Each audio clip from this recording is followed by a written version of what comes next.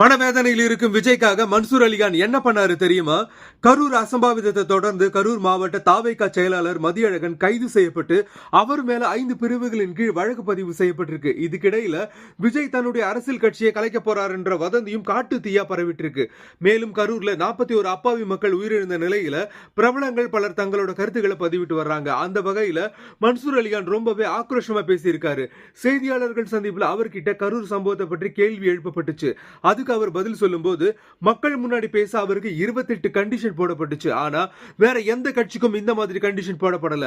பணம், பிரியாணி, சரக்கு கொடுத்து கூட்டம் கூட்டுறவனுக்கு 1000 ஏக்கர் நிலத்துல பெர்மிஷன் கொடுப்பீங்க. ஆனா ஆயிரக்கணக்கில் மக்கள் கூடுவாங்கன்னு தெரிஞ்சும் விஜய் ஏன் முட்டு சந்தில போய் நிக்க வச்சீங்க?